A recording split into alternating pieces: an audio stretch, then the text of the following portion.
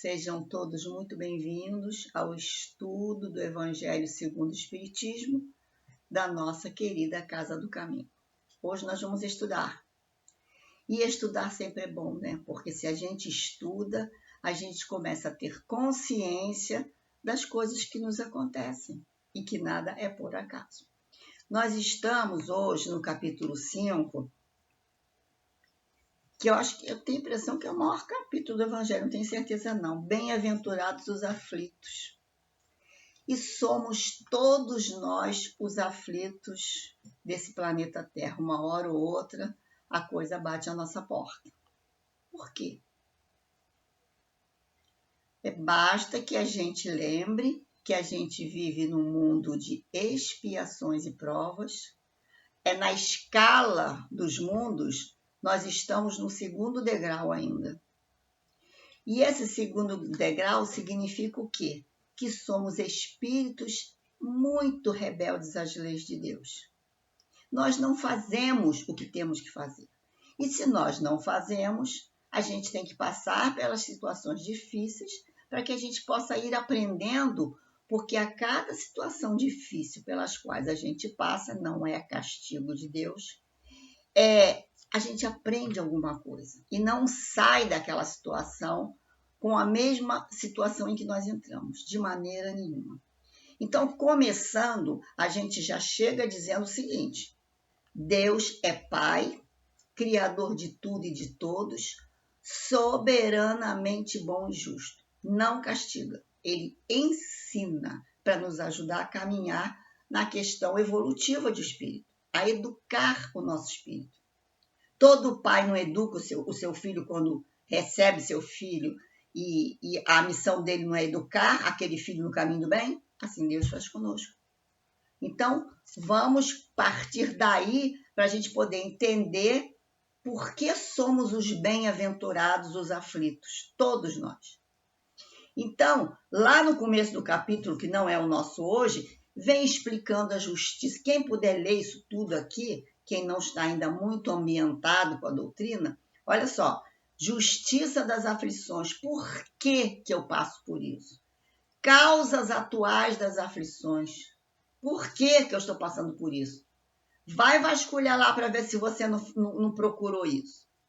Causas anteriores das aflições, encarnações passadas. E por aí vai. Nós hoje estamos aqui, nesse capítulo 5, no item de 21 a 25, que que parte já desde o capítulo do item 18 sobre a instrução dos espíritos. Espíritos de luz, de alta envergadura, vem nos trazendo as explicações e nos ensinando. Mas, antes de qualquer coisa, não se começa nada na doutrina espírita, nada, que a gente não tenha que começar fazendo uma prece e pedindo ajuda ao plano espiritual.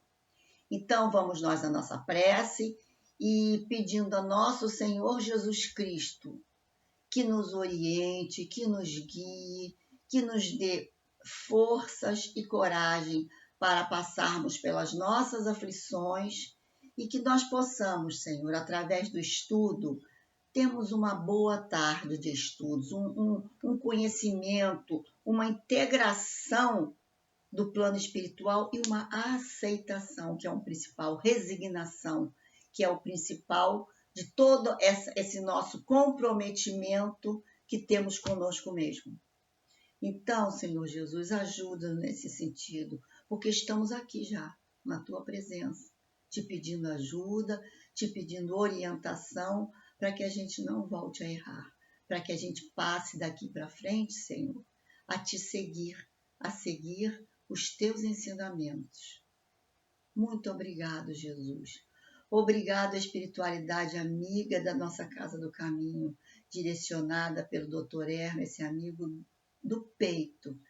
E que nós possamos, Senhor, debaixo da tua proteção e do teu amor, estarmos sempre unidos e sempre seguindo as tuas orientações.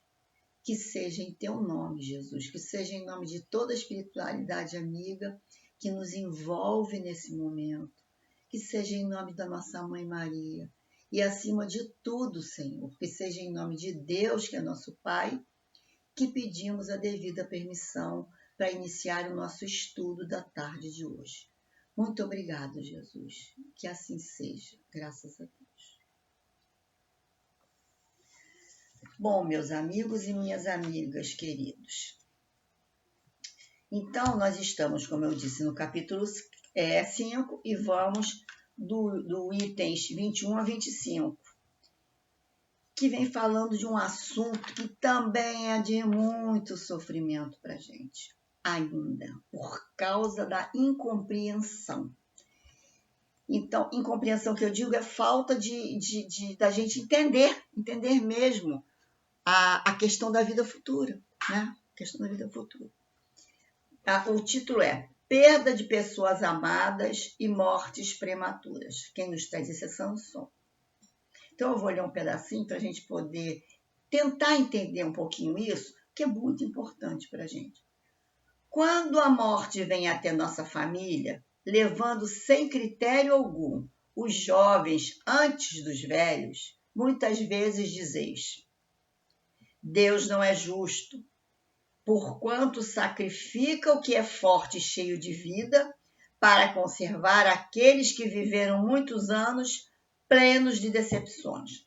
Leva aqueles que são úteis e deixa os que não servem para mais nada. Parte o coração de uma mãe, privando-a da inocente criatura que fazia toda a sua alegria. Bom, a gente começa falando da morte de filhos, que eu acho que é a dor maior que a gente pode ter, né? Quem já perdeu um filho sabe. Aí é que vem a explicação. Humanos, é nisso que tendes a necessidade de vos elevar acima do terra-terra da vida, para compreender que o bem muitas vezes está lá onde se acredita ver o mal. E a sábia providência onde se crê ver a cega fatalidade do destino. Por quê? Olha bem, por que avaliar a justiça divina pelo valor da vossa? Porque aqui nós estamos questionando Deus. Podeis pensar que o mestre dos mundos queira, por um simples capricho, vos fazer sofrer penas cruéis, ou seja, tirando um filho de uma mãe? Nada se faz sem uma finalidade inteligente, e seja lá qual for essa finalidade, cada fato tem a sua razão de ser. Se procurasses investigar minuciosamente todas as dores que vos atingem, nelas sempre irias encontrar a razão divina, a razão regeneradora, e vossos insignificantes interesses teriam uma importância tão menor que vós os colocaríamos em último plano. Então começa aí, né? Quando morre uma pessoa nova, que não seja um filho. O filho a gente já falou aqui, nem se fala, o sofrimento é demais. Mas você às vezes está olhando, você vê um vizinho, uma pessoa conhecida, meu Deus, morreu aquele rapaz com toda a vida pela frente. Tinha um futuro brilhante pela frente. E aquele outro, que está já velho, acabado, que já não está mais produzindo nada, fica. Como se a vida fosse um prêmio. A vida é um prêmio para que a gente caminhe no sentido de se melhorar, educar o seu espírito. É um prêmio, é uma dádiva de Deus. Agora, não quer dizer que a vida seja infinita, não é. Tem uma hora que termina, e a gente tem que entender isso. É o que é difícil a gente entender. Então, a vida é uma passagem. A nossa verdadeira vida é a vida futura, é a vida espiritual, que a gente tantas vezes vai e volta, quantas vezes forem necessárias para o nosso aprendizado. Até chegar a um momento em que a gente não precise mais retornar ao planeta Terra, porque já cumprimos todas as tarefas que cabiam para nós aqui. Agora você pode me perguntar, Marilda, mas que tanta tarefa é essa que eu tenho que cumprir aqui? Trabalhar os teus sentimentos. Você se conhece? Ah, a pessoa responde, me conheço, eu me conheço. Ah, então me responde uma coisa. Você é egoísta? Não. É. Você tem raiva? Tem. Você tem inveja? Tem. Você tem rancor? Tem. Você ainda deseja mal para o outro? Deseja. Então, são esses sentimentos, são as questões morais que importam para Deus. É o sentimento que a gente tem que trabalhar para a gente não ter mais isso.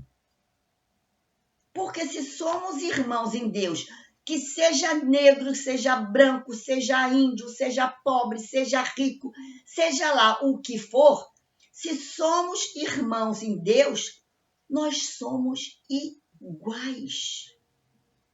Não temos que ter preconceito de classe, de religião, de opção sexual. Nada, nada, nada, nada. E o que nós fazemos mais? Criticamos, brigamos. Até política se briga direto. Então, não é por aí, gente. Cada um tem o direito de ser o que quer. É o respeito que tem que imperar entre a humanidade, que não se respeita ainda. Seguindo. Alegrai-vos, né, continuando no mesmo item que Sansão vem falando. Alegrai-vos em vez de chorar, quando Deus resolve tirar um de seus filhos desse vale de misérias. Não é egoísmo desejar que ele fique na terra para sofrer convosco? Ah, essa dor se concebe apenas naquele que não tem fé e que vê na morte uma separação eterna. Mas vós, espíritas, sabeis que a alma vive melhor desembaraçada do seu invólucro corporal. Agora engasguei. Mães, vós sabeis que seus filhos bem-amados estão perto de vós. Sim, eles estão bem perto. Seus corpos fluídicos, ou seja, seu espírito, vos cercam. Seus pensamentos vos protegem. Vossa lembrança vos enche de alegria.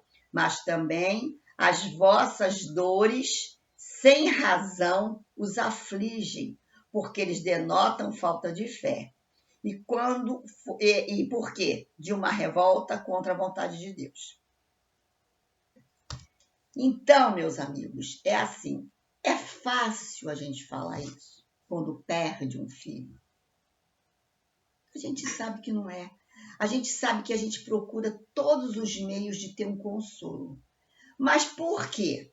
Porque a gente não acredita, que a gente ainda não consegue entender, não é não acreditar não, a gente não consegue entender que a nossa verdadeira vida não é aqui. Aqui é uma escola de aprendizado do espírito. Nós vamos nos encontrar do outro lado, sem dúvida alguma. Mãe vai encontrar com o filho, e a gente vai se encontrar e vai voltar de novo, e vai voltando. Então, quando a gente começa a entender, isso é a grande bênção da doutrina espírita para nós, começa a entender que a vida é uma passagem, a gente não começa a se sentir injustiçado, a gente não consegue achar que Deus está nos castigando, nada disso. É duro? É duro, porque nós somos duros de coração ainda. Nós queremos que as coisas aconteçam como a gente acha. E nós não sabemos de nada. Quem sabe é Deus. Deus é o dono das nossas vidas e Ele sabe o que é melhor para nós. Está dando para a gente compreender um pouquinho essa questão? Então, muitas das vezes, Deus retira o filho da mãe cedo, ou um ente querido cedo, porque para esse espírito será muito melhor que tirem ele da prisão, porque o corpo físico é uma prisão, e vá viver a sua vida no plano espiritual, sem se comprometer mais se ficar.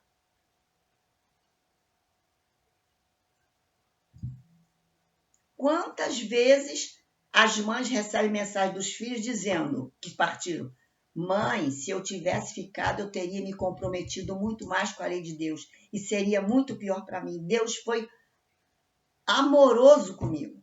Não chore, eu estou bem.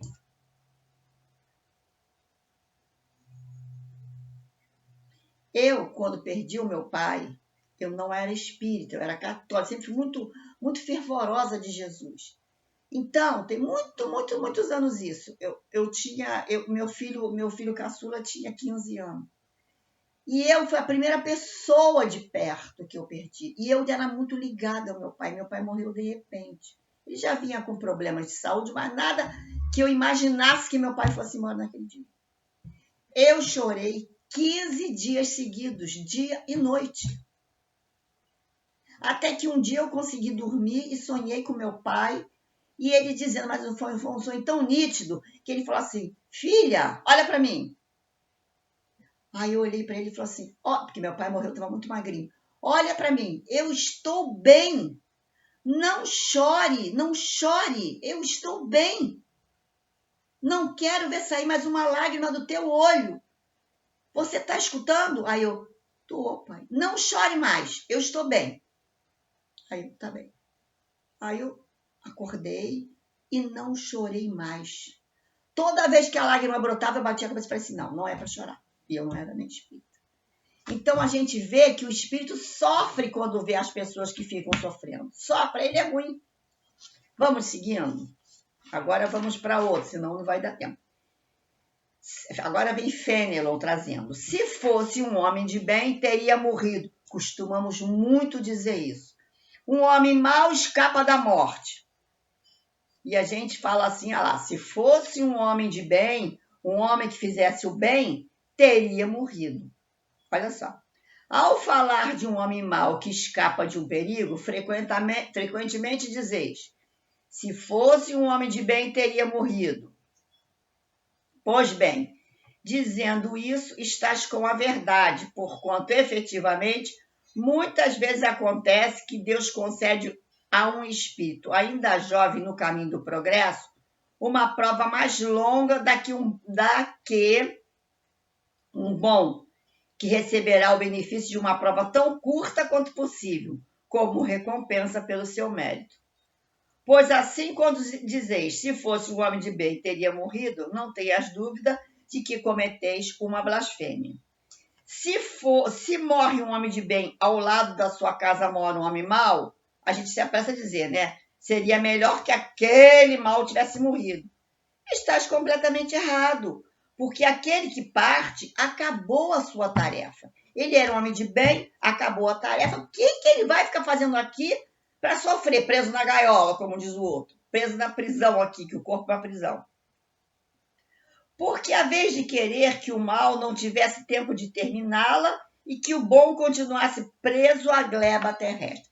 Então, o mal ainda tem muita coisa que resolver aqui. Por que ele vai morrer? Por que Deus vai dar esse benefício para ele de ir, se ele tem um monte de coisa que aprender ainda que ele não aprendeu? Não é castigo, é aprendizado. Ele vai passar por um monte de situações, errando, até se quedar e começar a melhorar.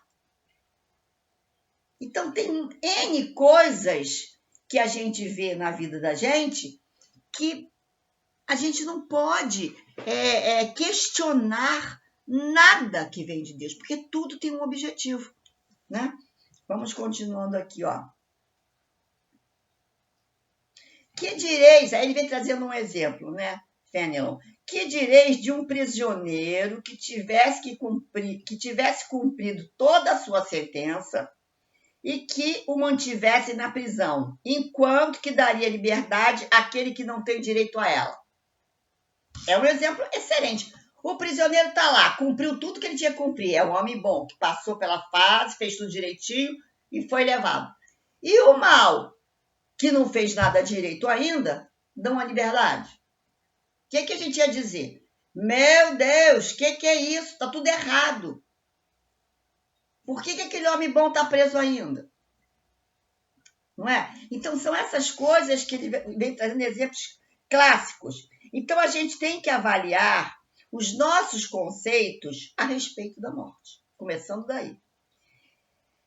Ou cremos o que os espíritos trazem para a gente, ou a gente crê o que eles estão nos dizendo, porque tem muita gente que não acredita, ou estamos na doutrina errada. Então vai continuar lá blasfemando contra Deus na outra religião, no outro caso, ou tem gente que não tem religião nenhuma, porque acha que isso aqui está errado. Mas tem uma lógica. Se a gente acredita em Deus e na bondade divina, a gente sabe que tudo tem uma lógica, até o nosso sofrimento.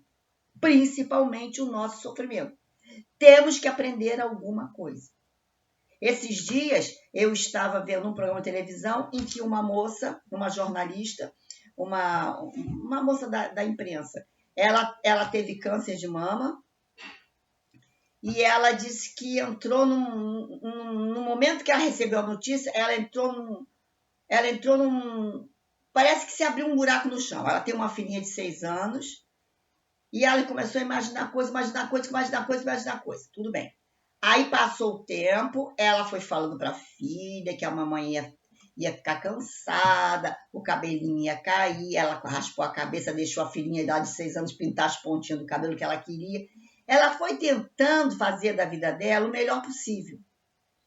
E aí ela disse, hoje eu estou curada, eu só faço acompanhamento. Mas eu vou dizer, ela falou e as lágrimas desceram. Nunca mais... É um aprendizado tão grande quando a gente passa por isso, que nunca mais a gente fica a mesma pessoa. Eu fazia uma ideia da vida, e ela não falou que era espírita, nada disso. Eu tinha uma ideia da vida, uma ideia de trabalho, de correr, de ganhar dinheiro, disso, aquilo, e hoje a minha vida é outra. Eu preservo a família, eu quero ver a minha filha crescer, eu preservo o meu marido, eu quero trabalhar, eu continuo trabalhando, mas aquilo é com mais calma. Eu quero ter mais fé. Eu quero ter mais Deus na minha vida. Eu achei isso tão bonito, porque ela conta que ela passou de uma situação que ela não tinha tempo de parar para nada, só pensando no dia a dia, para uma situação complicada e que ela aprendeu. É esse o objetivo. Aí vamos lá. Ainda diz assim, Fenelon diz assim, aprendei-vos a não reprovar o que não podeis compreender, e tendes certeza de que Deus é justo em todas as coisas. Muitas vezes, o que vos parece um mal é um bem. No entanto, as vossas faculdades são tão restritas que o conjunto do grande todo não é percebido pelos vossos rudes sentidos.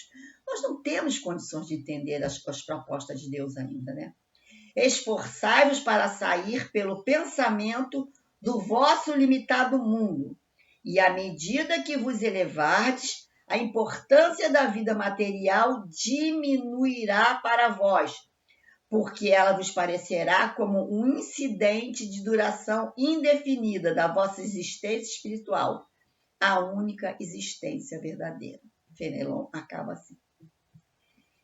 E aí vamos para o outro, tormentos voluntários.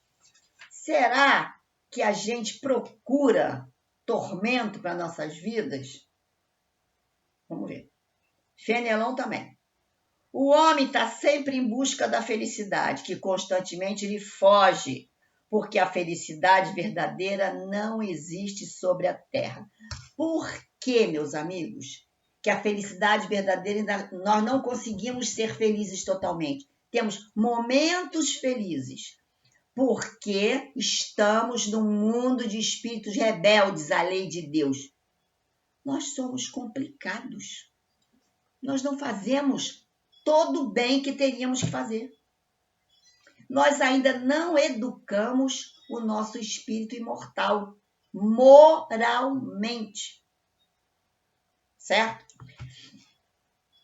Entretanto, apesar das vicissitudes que formam o cortejo inevitável dessa vida, poderia pelo menos desfrutar de uma felicidade relativa.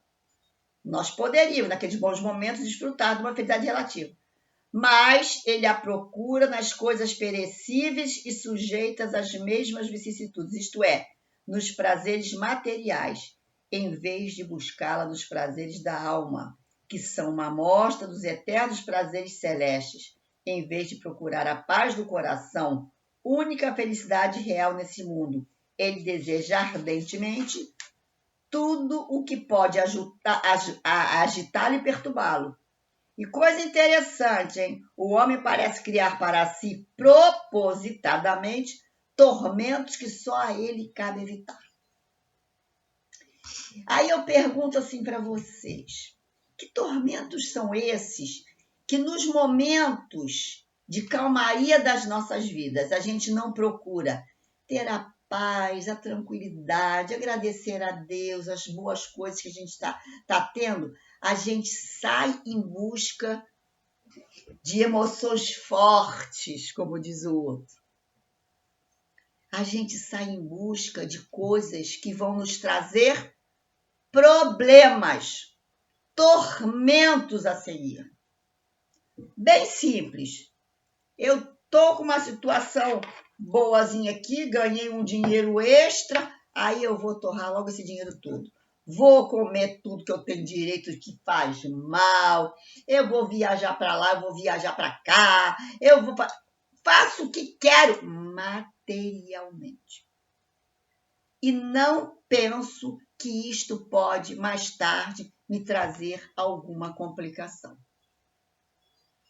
Eu fico com muita pena quando eu vejo a juventude, muita juventude, querendo...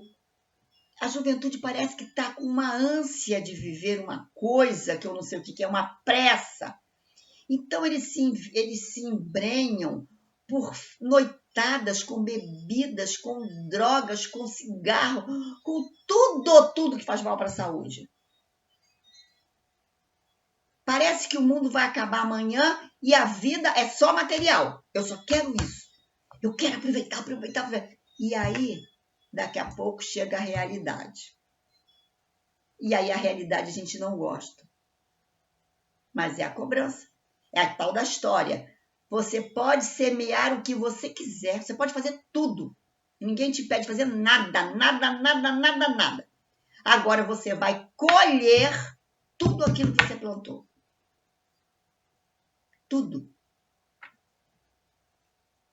Então, quando você estiver colhendo a tempestade, você pode ter certeza que você semeou vento forte, porque veio a tempestade.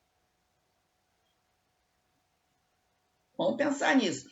Vamos pensar nas nossas atitudes em relação à nossa vida material e à nossa vida espiritual. Não estou dizendo que vocês vivam só de vida espiritual, pensando. Não.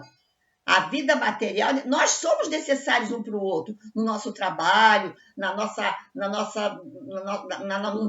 afazeres, que a gente está sempre fazendo uma coisa para ganhar nosso sustento. Nesse nosso sustento, nesse nosso trabalho, a gente ajuda o outro de uma maneira ou de outra, mesmo que a gente nem tenha consciência disso, mas que não deixemos o nosso lado espiritual, nosso autoconhecimento do amor e da caridade longe da gente, de jeito nenhum. Isso tem que estar aqui, sempre. Vamos lá. A verdadeira desgraça é a 24. Delfine de Gerardin, outro espírito. E depois vem a melancolia, que é rápido. A gente vai passar um pouquinho hoje. Todos falam da desgraça, todos já experimentam e creem conhecer as suas próprias características. Eu venho vos dizer que quase todos se enganam e que a verdadeira desgraça não é de forma alguma a que os homens, isto é, os desgraçados, supõem. Elas vêm na miséria, no fogão. Eles a veem, as pessoas veem a verdadeira desgraça como na miséria, no fogão sem fogo, no credor que ameaça, no berço vazio, sem um anjo que sorria, nas lágrimas, no féretro que acompanha a cabeça descoberta. Tudo isso e muitas outras coisas ainda chama-se desgraça na linguagem humana. Sim, é a desgraça para aqueles que não veem nada além da vida presente. Mas a verdadeira desgraça está nas consequências de um fato mais do que no próprio fato. Dizei-me se um acontecimento feliz para o momento, mas que tem consequências funestas, não é na realidade mais infeliz do que aquele que inicialmente causa grande contrariedade e acaba produzindo bem? Então ele vem falando aqui das tempestades. Olha só. Dizem-me se a tempestade que despedaça nossas árvores, mas que purifica o ar dissipando os miasmas insalubres, que poderiam causar a morte, não é antes uma felicidade que uma desgraça? Então, a desgraça, no nosso entender, é uma coisa, mas não é no entender de Deus e das intempéries da natureza. Muitas vezes vem um tsunami aí num lugar em que estava uma complicação daquele povo ali, aquele tsunami vem, lava, morre gente, fica tudo no zero. Aquilo ali é uma desgraça? É, morreu muita gente, para nossa cabeça então é horrível. Só que daqui a pouco tudo renasce das cinzas. O que fica, é feito que fosse uma lavagem, uma limpeza espiritual naquela coisa material e complicada que estava ali de sentimentos. Olha como o nosso entender de desgraça é totalmente diferente do entender de Deus. Vou mostrar-lhes desgraça sob nova forma, sob a forma bela e florida que acolheis e desejais com todas as forças das vossas almas iludidas. A desgraça é a alegria, é o prazer, é a fama, é a vã agitação. É a tola satisfação da vaidade que faz calar a consciência, que reprime a ação do pensamento, que confunde o homem sobre o seu futuro. A desgraça é o ópio do esquecimento que buscais ardentemente. Esperai, pois, vós que chorais. Temeis vós que gargalhais, porque vosso corpo está satisfeito. A Deus não se engana, não se foge ao destino. As próprias credoras mais impiedosas do que um bando de infelizes instigados pela miséria, do que de um bando de infelizes instigados pela miséria, espreitam vosso repouso enganador, para vos mergulhar de súbito na agonia da verdadeira infelicidade, daquela que surpreende a alma enfraquecida pela indiferença e pelo egoísmo. Então, vocês vejam só, hein? Que importa aquele que tem fé no futuro deixar sobre o campo de batalha da vida a sua fortuna e a sua vestimenta de carne, contando que sua alma é radiosa no reino celeste.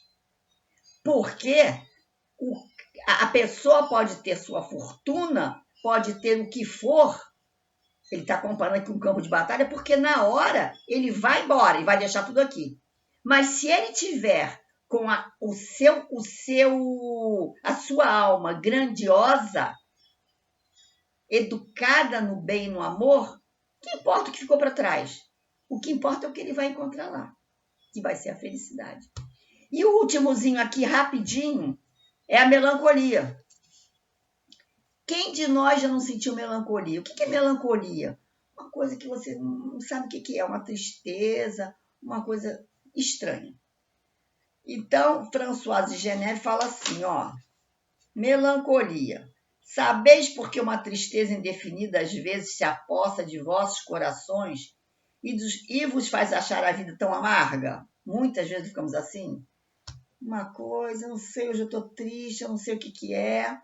É o vosso espírito que aspira a felicidade e a liberdade e que, ligado ao corpo que lhe serve de prisão, consome-se em grandes esforços para libertar-se dele.